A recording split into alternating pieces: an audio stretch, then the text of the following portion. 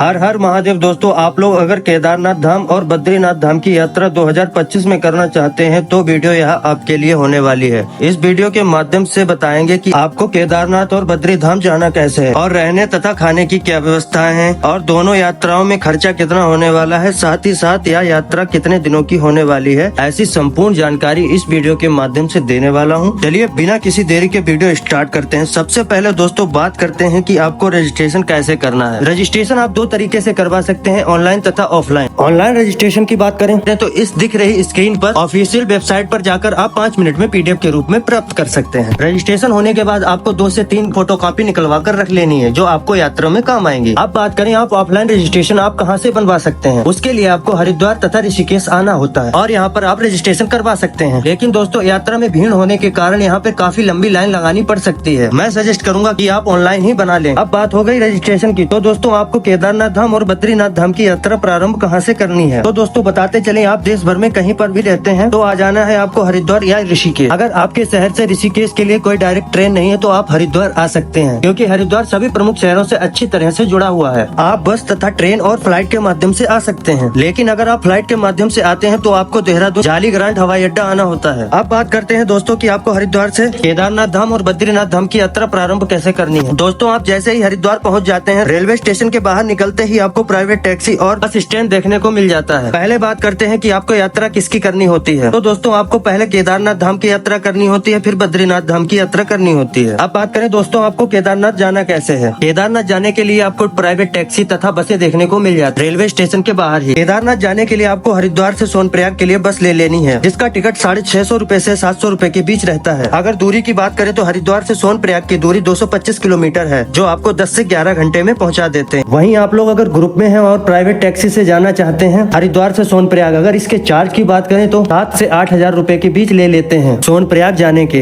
गौरीकुंड के लिए sharing taxi लेनी है, जो आपको 50 रूपए में गौरीकुंड पहुंचा देती है। गौरीकुंड में होटल तथा डोरमेट्री की सुविधा उपलब्ध है। होटल के रूम के चार्ज की बात करें तो 2000 से लेकर 4000 के बीच मिलता है, और वहीं भीड़ कम है तो 1200 से लेकर 2000 के बीच मिल जाता है आराम से, क्योंकि आप यहाँ कहीं भी यात्रा करेंगे अगर भीड़ ज्यादा होगी तो चार्ज ज्यादा ही देखने को मिलता है। अब अगर डोरमेट्री की बात करें तो 500 रूपए में मिल जाती है, और वहीं गौरीकुंड में खाने की बात करें तो आपको 150 रूपए से लेकर 200 रूपए के बीच अच्छा खाना देखने को मिल जाता है। रूम में पहले दिन आपको नाइट स्टे करना है। नाइट स्टे करने के बाद सुबह दूसरे दिन 5 बजे उठकर नहा धोकर फ्रेश हो जाना है, क्योंकि यही गौरीकुंड से बाबा केदारनाथ की चढ़ाई शुरू होती है। और अगर आप गौरीकुंड में स्नान करना चाहते हैं तो आप यहाँ स्नान भी कर सकते हैं। दोस्तों चढ़ाई आपको केदारनाथ के लिए 6 बजे से स्टार्ट कर देनी है, क्योंकि यह चढ़ाई 22 किलोमीटर की होने वाली है, जो आप 10 से 11 घंटे में पूरा करेंगे। और अगर आप पैदल यात्रा नहीं करना चाहते हैं तो आपको घोड़े खच्चर तथा पालकी की सुविधा उपलब्ध है। इन सभी के प्राइस की बात करें तो घोड़े खच्चर का 2500 रूपए और वहीं पालकी वाले 8000 रूपए लेते हैं। और अगर आप हेलीकॉप्टर से जाना चाहते हैं तो आपको पहले से ही बुक कर आना है। केदारनाथ की चढ़ाई करते हुए आपको रास्ते में कई सारी दुकानें देखने को मिल जाती हैं, जहां आप रुक रुक कर यात्रा कर सकते हैं, साथ ही साथ नाश्ता तथा खाना खा सकते हैं। बाबा केदारनाथ धाम पहुंचने के बाद आपको वहां कुछ दूरी पर होटल तथा टेंट देखने को मिल जाते हैं। टेंट आपको पर पर्सन 500 रूपए देखने को मिल जाता है, और वहीं केदारनाथ में होटल लेना चाहते हैं तो 4000 से लेकर 8000 रूपए के बीच मिलता है। और अगर आप लोग ग्रुप में जा रहे हैं तो टेंट ही लो, वो आपके लिए अच्छा रहेगा और साथ ही साथ सस्ता पड़ सकता है। केदारनाथ में खाने की बात करें तो आपको 200 रूपए में थाली देखने को मिल जाती है। नाइट स्टे करने के बाद तीसरे दिन सुबह 3 बजे उठकर नहा धोकर फ्रेश होने के बाद लाइन में लग जाना है, क्योंकि सुबह 4 बजे केदारनाथ बाबा के दर्शन स्टार्ट हो जाते हैं। आप 4 बजे लाइन में लगकर 2 से 3 घंटे में दर्शन कर लेंगे। दर्शन करने के बाद आपको भीमशिला के दर्शन कर लेने हैं, क्योंकि यह वही भीमशिला है जो 2013 में आई प्राकृतिक आपदा में मंदिर को बचाया था। उसके बाद वहां बने सभी मंदिरों के दर्शन कर लो। बाद में चले जाओ आप 1 किलोमीटर की दूरी पर स्थित भैरवनाथ मंदिर के दर्शन कर लें तथा आदि गुरु शंकराचार्य के दर्शन कर लें। फिर वहीं से आप ट्रैक डाउन कर लें, जो आप 5 घंटे में उतर आते हैं। शाम को गौरीकुंड में खाना खाकर नाइट स्टे करना है, और चौथे दिन सुबह जल्दी उठकर बद्रीनाथ धाम यात्रा जाने के लिए तैयार हो जाएं। बद्रीनाथ धाम जाने के लिए गौरीकुंड से टैक्सी पकड़कर आप सोनप्रयाग आ जाएं, और सोनप्रयाग से सुबह 5:30 बजे से लेकर 6 बजे तक बस चलाई जाती है। कोशिश करें कि आप जल्दी ही आएं। सोनप्रयाग से बद्रीनाथ के लिए बस टिकट की बात करें तो 850 रूपए में मिल जाता है, जो आप 9 से 10 घंटे में 218 किलोमीटर का सफर तय कर पहुंच जाते हैं बद्रीनाथ। बद्रीनाथ धाम पहुंचने के बाद आपको कई सारे होटल तथा यात्री निवास बने हैं। बद्रीनाथ में होटल के किराए की बात करें तो 500 से लेकर 5000 के बीच मिल जाते हैं। और वहीं आप बद्रीनाथ में अगर सस्ते में रुकना चाहते हैं तो यात्री निवास बने हुए हैं, जहां पर डोरमेट्री की सुविधा उपलब्ध है, जिसके चार्ज की बात करें 300 से लेकर 500 रूपए के बीच देखने को मिल जाती है। और वहीं खाने की बात करें तो 150 से लेकर 200 रुपए के बीच बढ़िया खाना मिल जाता है। रूम में नाइट स्टे करने के बाद आपको 4 बजे सुबह जल्दी उठकर बद्रीनाथ दर्शन के लिए लाइन में लग जाना है। दोस्तों आपको 2 से 3 घंटे में दर्शन हो जाते हैं। दर्शन करने के बाद आप माना गाँव घूम सकते हैं। ऐसा कहा जाता है भारत और चीन की सीमा पर स्थित भारत का पहला गाँव है। ये सभी जगह घूमने के बाद अगर दोपहर 12 बजे से पहले आप खाली हो जाते हैं तो आपको आखिरी बस हरिद्वार के लिए मिल जाती है। दोस्तों हरिद्वार आ सकते हैं। अगर ऐसा नहीं करना चाहते हैं सुबह 5:30 बजे बस पकड़ लें बद्रीनाथ से हरिद्वार के लिए, जो आपको 10 से 11 घंटे में पहुंचा देती है, जिसका किराया 850 रुपए है। हरिद्वार आने के बाद यह यात्रा आपकी पूरी हुई। दोस्तों अब बात करें टोटल खर्चे की, दोनों यात्राओं में कितना खर्चा होने वाला है। बस के माध्यम से यह यात्रा अगर पूरी करते हैं तो आपको 7,000 रुपए लगने वाले हैं दोनों यात्राओं में, केदारनाथ और बद्रीनाथ। यह खर्चा मैं एक लोगों का बता रहा हूँ। दोस्तों यह जानकारी आपको कैसी लगी कमेंट में जरूर बताएं, और चैनल को सब्सक्राइब नहीं किया है तो सब्सक्राइब कर ले और वीडियो को लाइक कर दें। मिलते हैं ऐसी नई यात्रा वीडियो के साथ। जय केदारनाथ, जय बद्री विशाल।